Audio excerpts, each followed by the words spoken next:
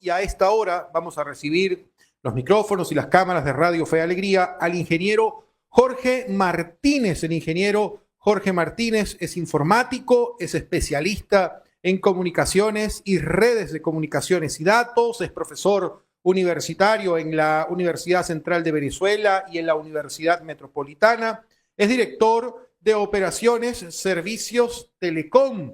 Y hoy lo hemos invitado, queremos compartir con él un tema que queremos desarrollar en profundidad en la medida de lo posible, y es la ciberseguridad. Ingeniero, bienvenido, buenos días. Muy buenos días a todos. ¿Cómo se encuentran? Muy bien, por aquí. Ingeniero, para empezar por el principio, ¿de qué estamos hablando cuando hablamos de ciberseguridad? Para poner en contexto, para poner en terreno a la audiencia a esta hora de la mañana.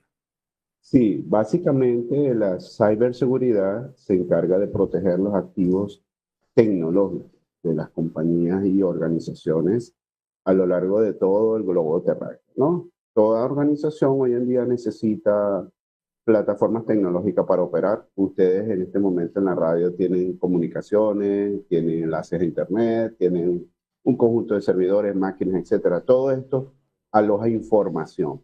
Y la ciberseguridad se encarga de proteger todos esos activos. Y el más valioso, en este caso, la información. Cuando hablamos de este elemento en este año, 2025, pleno siglo XXI, cuando hay quienes hablan de la cuarta revolución industrial y precisamente la asocian es el avance de las nuevas tecnologías, ¿cuán vulnerables somos los ciudadanos? Considerando que digo, vulnerables, que nos deberían interesar estos temas considerando la cantidad de dispositivos con los que nos vinculamos en nuestra cotidianidad. Sí, realmente hoy en día todos estamos vulnerables, todos. Tenemos un laptop, una tableta, un celular que está conectado a internet, tenemos cuentas de correo, navegamos, vemos datos, todos los días van y vienen. Entonces los ciberdelincuentes o los atacantes a las plataformas tecnológicas se dedican a vulnerar todo tipo de cuentas, todo tipo de usuarios, todo tipo de empresas, con el objetivo de usarlo o de puente para ir a otro blanco, o definitivamente como una persona de interés o un ciudadano digital de interés para extraer información valiosa como sus datos financieros, dónde trabaja, sus claves de acceso a sus distintas cuentas. Y al final del día todos estamos en riesgo y debemos prestar atención a este elemento que hoy en día es parte de nuestra vida cotidiana. Ingeniero, pensando en esto de la ciberseguridad y en los ataques, ¿cuáles son esos ciberataques, se le puede llamar de esta manera, que son más frecuentes, a los que más expuestos estamos? Muy bien, buena pregunta. Básicamente hoy en día tenemos 5 amenazas que están en el top 5, podríamos decir. La primera de ellas es el phishing. ¿Qué es el phishing? El phishing es cuando un atacante le envía a las posibles víctimas un URL o una dirección digital que se parece mucho a la original, pero no es la original. Entonces es como una especie de engaño digital en donde al presionar ese link, nosotros nos dirigen a un sitio que es muy, muy parecido al verdadero, pero es falso. Y la idea es que tú entregues las credenciales de acceso a tu banco o a tu servidor, o a tu firewall, a los distintos dispositivos que tenemos en las organizaciones, para ellos lograr ese acceso y allí operar y realizar otro tipo de actividades delincuentes que nos dañan nuestros activos, secuestran nuestra información, etcétera, ¿no? El phishing hay que tener mucha atención con los URLs que damos porque se parecen mucho a los originales. La siguiente es la ingeniería social. Es la más fácil. Podemos hacer un ejercicio ahorita y llamamos a alguien y créeme que me va a dar los datos de banco, cédula, teléfono, todo, porque nos hacemos pasar por un banco, por un CanTV, por Movistar, por cualquier organización, y las personas son tan, podríamos decir, tan honestas, tan sencillas en su forma de operar, que entregan sus datos, ¿no? Entonces, con eso, nosotros entramos a las cuentas bancarias, etcétera, ¿no? Los virus, en especial los malware, que son virus dañinos, secuestran la información, te la encriptan y luego te piden un monto porque secuestran tus datos. es la tercera y más fuerte de todas. Los ataques de negación distribuido, que es bombardear tu sitio para que se caiga y no esté operativo, y la suplantación de identidad. O sea, me hago pasar por ti, por Héctor Escambel, por ejemplo, y entonces las personas caen en ese engaño, ¿no? Recordemos que la ciberseguridad protege la información con tres principios básicos. Integridad, que los datos sean los correctos. Confidencialidad, que los datos estén ocultos, encriptados. Y disponibilidad, que los datos estén disponibles. Ahora, en los últimos años ha avanzado la tecnología para brindar seguridad, pero también para quienes la usan para vulnerar precisamente los diferentes sistemas de seguridad. Siempre se dice que el eslabón más débil en la cadena de seguridad es precisamente el humano, pero estamos en un mundo donde entre avances tecnológicos ahora aparece la inteligencia artificial. Digo ahora Sí. porque ahora es como más abierta para el acceso a la mayoría de la gente, porque de inteligencia artificial estamos hablando desde hace varias décadas. Lo traigo a colación porque pienso, cuando me habla de suplantación de identidad y de estas cosas, cómo vamos viendo que con la inteligencia artificial nosotros nos inventamos que somos cualquier persona. ¿Cómo esto abre otros espacios? ¿Sigue siendo el humano el eslabón más débil o empieza a haber otra cantidad de puertas o de compuertas que podrían significar también un riesgo para todas y para todos en esta área? Qué buen punto, fíjate. Como bien lo dices, la inteligencia artificial, desde que Isaac Asimov escribió el libro de ciencia ficción basado en la robótica, donde creó las tres leyes, etcétera, 1950 para acá se habla de ella desde antes, ¿no? Hoy en día hemos llegado a un desarrollo súper avanzado y la tecnología está siendo de fácil acceso para muchas personas. Ojo, la tecnología es una herramienta, no es que es buena o mala, es una herramienta. Es como un martillo, tú puedes usar para clavar un clavo o puedes usarlo para atacar a una persona.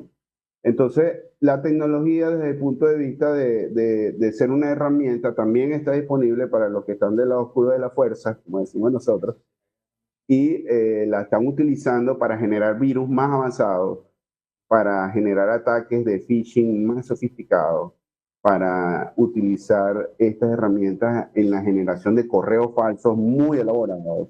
Y entonces se hace muy complejo identificar si es un humano o fue generado por inteligencia artificial.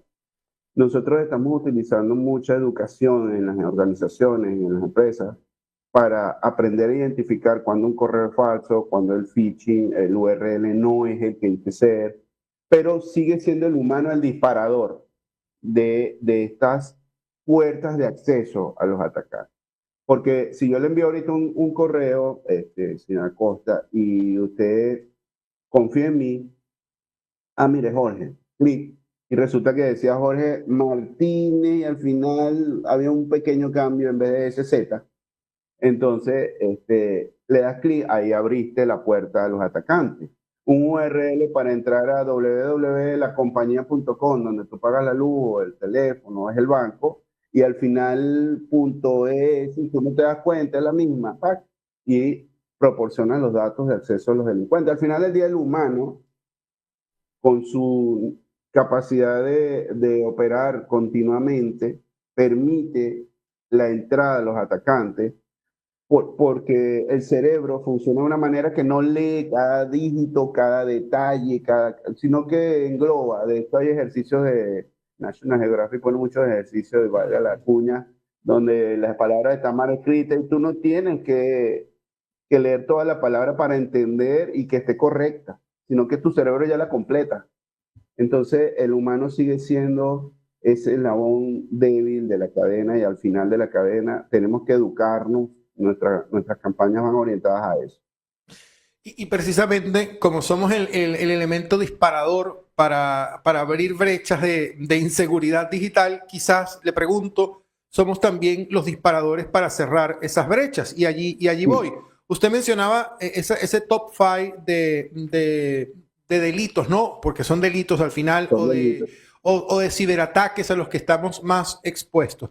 ¿De qué manera nos podemos proteger? Hablo de empresas, hablo de personas de distintas edades, porque aquí hay un elemento importante de cuán vulnerable soy de acuerdo a mi edad, pensando en adolescentes, pero pensando en personas mayores que también utilizan dispositivos móviles para gestionar bancos o para gestionar cuentas de compras o lo que sea.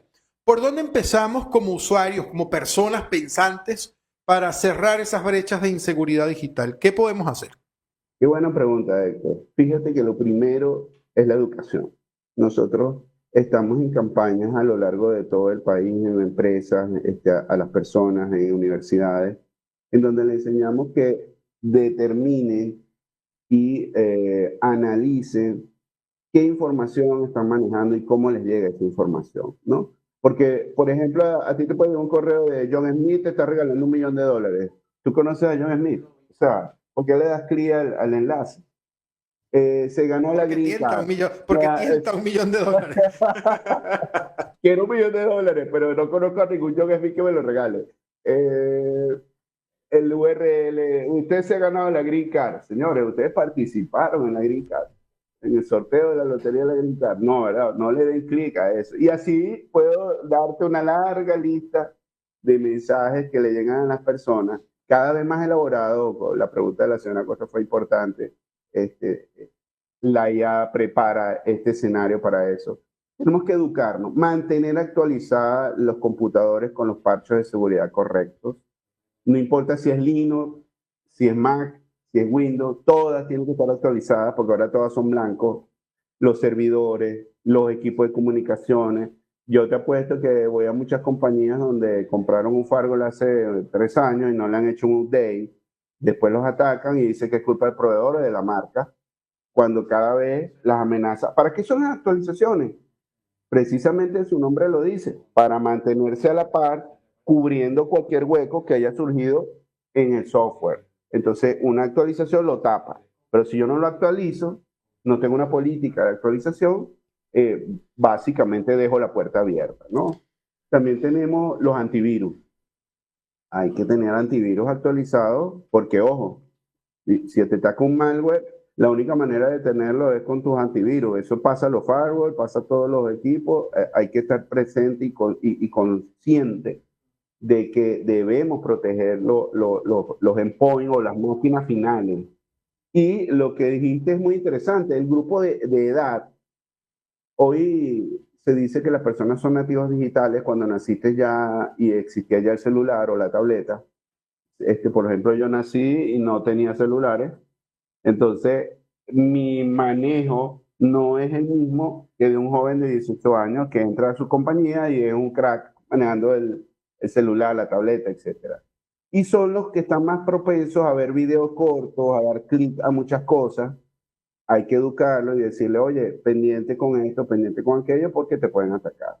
Las personas mayores tienen problemas con el manejo tecnológico, algunos se adaptan, pero en nuestros estudios hemos determinado que el 97-98% de las personas adultas mayores no está usando tecnología. Pide que lo ayude un sobrino, el hijo, un amigo, y entonces es ese riesgo de no estar informado que te permite abrir esa puerta a los delincuentes. En un mundo complejo como el que habitamos hoy en día, donde hay múltiples conflictos andando, son muchos los temas los que nos polarizan, son muchos los debates políticos, religiosos, son muchos los intereses que están puestos sobre el tablero, no solo los económicos, sino los que acompañan esos intereses económicos. En este contexto, ¿cuáles van siendo los perfiles de quienes se constituyen en hacker y buscan a través de romper los esquemas de seguridad, digamos, hacerse de información o plantar información? Porque, bueno, vivimos también en un mundo donde todo corre a través de plataformas digitales y en ese contexto y en esos perfiles de atacantes, ¿cuáles son los roles también de los estados, de los gobiernos frente a este tema de la ciberseguridad? Excelente, fíjate, hay básicamente 4 perfiles de las personas dedicadas al lado oscuro de la fuerza. Los que son simple y llanamente delincuentes y quieren dinero. Entonces, estos son los principales actores en enviar phishing para entrar al banco y extraer tu dinero y transferirlo a otras cuentas. Está el que está auspiciado por un Estado, como bien lo dijiste, eh, y está preparado con herramientas ultramodernas para vulnerar otros países. Entonces, es una realidad. Lo hemos visto con los ataques a las plantas nucleares iraníes, apoyadas por unos hackers especiales que plantaron un virus. Hemos visto otros ataques en función de propagación de información fake o falsa, sobre todo en conflictos armados como el que está ocurriendo en Europa en este momento y en otras latitudes. Entonces tenemos a esa persona que lo auspicia un Estado y se convierte en un ciberterrorista o un ciberatacante. Tenemos las personas que están estudiando. Muchos en las universidades quieren ver si es cierto que sigues un cookbook o una receta de cocina para atacar un sitio y entonces eres el que está probando para ver si sirve. Entonces eres el novato que está en la universidad, en todas. Nosotros recibimos ataques en Venezuela, los tenemos tipificados por universidades desde China, Rusia, Estados Unidos, Dinamarca, Suecia, Rumanía, increíblemente, desde muchas universidades que están probando. Entonces este es el hacker novato, Nobel, que está probando su receta de cocina, a ver si sirve. Ah, mira, Héctor o Jorge publicaron en la dark web, vamos a ver si es verdad. Y entonces busca una víctima.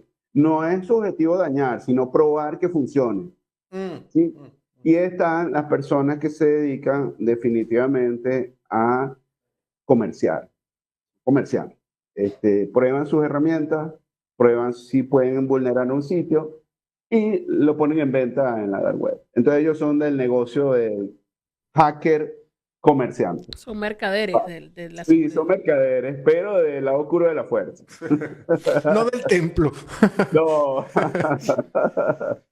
Ingeniero, he visto en los últimos años, sobre todo en los últimos 2 años, muchas ofertas de algo que yo desconocía completamente, pero intuyo que tiene que ver con la ciberseguridad. La informática forense. Yo escucho de informática forense y me suena extraño porque yo relaciono la palabra forense con un médico que trabaja o trata de indagar en un cuerpo humano o en un cuerpo de un animal para mirar causas de muerte o para mirar lesiones o para identificar daños, etcétera, etcétera, ¿no? Pero la informática, ¿qué es la informática forense? Qué buena pregunta. Fíjate, al igual que el ejemplo que colocas, que se analiza un cuerpo para ver qué pasó, qué ocurrió, cómo ocurrió, cuáles fueron los daños ocasionados por un virus o por una enfermedad. En la informática pasa lo mismo. Queremos saber por dónde, cuando se da un evento de seguridad en una compañía, en una organización, queremos saber qué pasó, cómo fue. Es post-mortem, ya ocurrió el evento. Entonces queremos saber cómo entraron, qué virus usaron, qué punto de entrada se dio para poder acceder a la red de la víctima, qué información se extrajo, qué abordaron. ¿Para qué? Para armar todo un expediente, el cual se va a las autoridades. Ojo, porque todos estos delitos deben ser denunciados. Lamentablemente muchas compañías piensan que no lo van a hacer por temas de reputación. Oye, fui víctima, no quiero que sepan que me engañaron, que fui sometido a un secuestro de datos. Pasa que se arma un expediente, se denuncia y ese expediente se va alimentando con todas estas pruebas. Al final del día, toda la forénsica se encarga de recabar las evidencias digitales para conformar un expediente, el cual va a las autoridades o las autoridades lo arman junto con la víctima y los expertos. Y en otras ocasiones, la idea es compartir información entre los expertos, cómo hicieron para, de manera de poder generar protección a otras organizaciones y clientes. Para eso funciona la forénsica digital. Hay expertos y ese servicio es costoso, así como cuesta un perito que va a hacer un análisis post-mortem de una persona o de un animal, como bien lo dijiste, inclusive de plantas. También este servicio, hay empresas dedicadas a esto, tienen expertos que tienen que estar actualizándose, estudiando, son cracks en el tema y venden sus servicios para ayudar a recabar esta información. Mirando el mundo, mirando particularmente a América Latina, nuestra región y mirando nuestro país y el avance también de las tecnologías financieras y lo que va ocurriendo en materia de ciberseguridad, ¿hay algún hecho, algún evento que podamos considerar como de inflexión, de punto, de mirada, de atención para empezar a elevar los niveles de alerta y tomar acciones para un futuro cercano que debamos tener en cuenta? Muy buena pregunta. Fíjense que en Latinoamérica los países más atacados en las estadísticas eran México, Brasil, Argentina. Venezuela no aparecía por ahí ni remotamente. Hoy Venezuela es el quinto país más atacado del mundo, perdón, en Latinoamérica en cuanto a lo que significa cyberataques. Aparecimos en el mapa producto de eso que usted mencionó, múltiples intereses, situaciones geopolíticas, situaciones financieras. Venezuela es un país que tiene, mi mamá dice que Dios lo tocó con un dedo y entonces nos dio muchas cosas que son valiosas en otras partes. Y entonces aparecimos en el mapa de la ciberseguridad y de los ataques, ¿no? Eh, Mucho de la situación de este año ha sido realmente complejo. Han ocurrido ataques muy importantes en Venezuela en empresas que se dedican a la telco, al hosting, a banca, industria. Entonces hemos visto que ahora no se trata de simplemente, no, aquí estoy en Venezuela, a mí no me va a pasar. Este, mira, vi un amigo en, no sé, en Europa y su empresa fue víctima de un ataque. Estamos en Venezuela y estamos siendo víctimas de ataques de manera recurrente.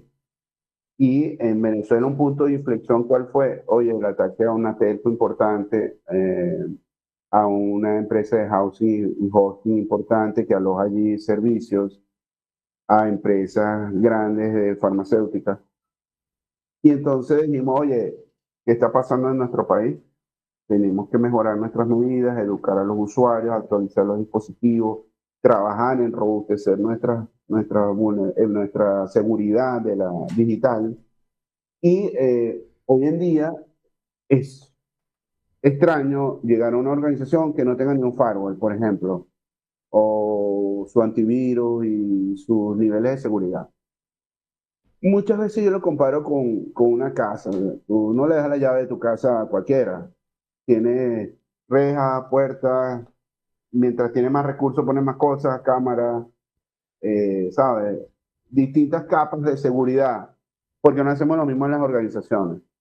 Entonces tenemos un problema de confianza, pensamos que no nos va a pasar nada, que somos inmunes a un ataque, cuando realmente es todo lo contrario. En el mundo hemos detectado ataques muy fuertes en distintos sectores. Hace poco en Brasil hubo un ataque importante a una institución financiera. Un proveedor que servía de proveedor, valga el juego de palabras, a distintos bancos, fue atacado, no lo sabía, y cada vez que iba a dar un servicio a los bancos lo usaron de puente para entrar a estas empresas. Entonces hoy en día están atacando a los proveedores, al tercero, y de ahí saltan a la empresa blanco. Entonces hemos determinado eso como puntos de inflexión importantes en la región.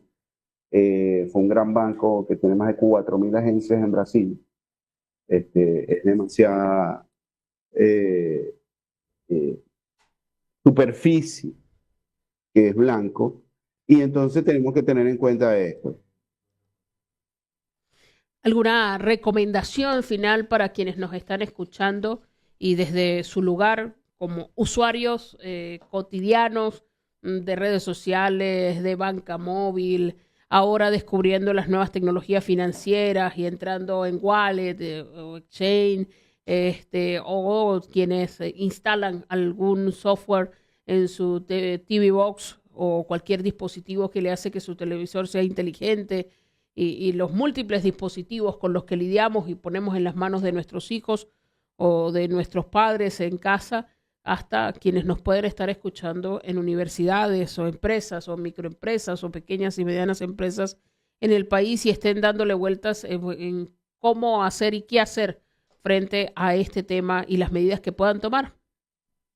Sí, gracias por esa observación. Fíjate que ciertamente hoy en día mucha gente que no sabía nada de criptos o de wallet o intercambio financiero a través de Internet utilizando plataformas como Binance u otras. En primera instancia, tenemos que educar a los usuarios y educarnos como usuarios, ¿no? No abrir mensajes sospechosos. Alguien que no te haya contactado en 2 años, de repente aparece, hola, ¿cómo te va? Eso está raro, hay que verificar. La idea es que tengamos en cuenta que no debemos abrir mensajes extraños o darle clic a URLs extraños que nos llevan a Internet si no lo he verificado, ¿no? Hay que mantener el software antivirus al día, tanto en los servidores como en los PC y en los teléfonos. Inclusive, hay que mantener actualizados todos los equipos de comunicaciones, firewall, etcétera, que protegen y tapan agujeros que pueden surgir a medida que el tiempo pasa y los hackers encuentran otras formas de explotar las redes. Debemos utilizar lo que se denomina 2 factores, el token. Sabes que ahora te llega un código, sabes que tú proteges tu correo, tu wallet, entonces activen verificación de 2 factores para que les llegue a ustedes un mensaje preguntando, ¿eres tú? Eso está basado en el hecho de que yo quiero certificar que tú eres el verdadero dueño de la cuenta, dueño del correo, dueño de la wallet que estás utilizando. Debemos prestar atención a las noticias que se dan en el área, ¿no? En la zona o en el medio, porque nos informamos y nos podemos educar con nuevos ataques y nuevas amenazas. Protegernos también de los terceros, proveedores o personas que nos envían algo pensando que estamos en confianza y somos puerta o puente para servir de ataque, ¿no? Entonces tenemos que estar actualizados en ese aspecto. Certificar a nuestros proveedores, para los empresarios hay que certificar a nuestros proveedores. ¿Estás seguro? ¿Tienes antivirus? Etcétera, ¿no? Y por último, yo diría, todos los días, a pesar de el hecho que tenemos tantos dispositivos, como bien lo dices, señores, es importante no confiar y no ser tan ingenuos en este aspecto tecnológico. Pensemos un poquito de forma acuciosa, no que seamos mal pensados todo el tiempo, o paranoicos, pero sí debemos estar atentos a cualquier mensaje extraño o llamada extraña. Por ejemplo, y no sé si tenemos tiempo, a mí me llama alguien y me dice, mira, lo estamos llamando de Movistar para darle una nueva promoción. Yo, dame tu número de empleado y dónde estás llamando. Chao. Ya sabías que no era una llamada válida. ¿Sí? Entonces son ejemplos de cosas que podemos hacer. Ingeniero Jorge Martínez, de verdad, muchísimas gracias, muy amable por acompañarnos esta mañana. Bien. Gracias a ustedes. Para cerrar, síganos en @contel.be, Instagram y TikTok. Y con mucho gusto estamos abiertos a cualquier otro apoyo para informarles más sobre estos elementos tan complejos y a la vez que es el día a día. Gracias por su invitación y saludos a todos. Muchísimas Seguramente gracias. que así será en el futuro. Seguro que seguiremos hablando de ciberseguridad en distintos escenarios. Así es. Era el ingeniero Jorge Martínez, ingeniero informático, especialista en comunicaciones y redes de comunicaciones y datos. Además es docente universitario en la Central de Venezuela y también en la Universidad Metropolitana y director de operaciones y servicios Telecom, acompañándonos esta mañana.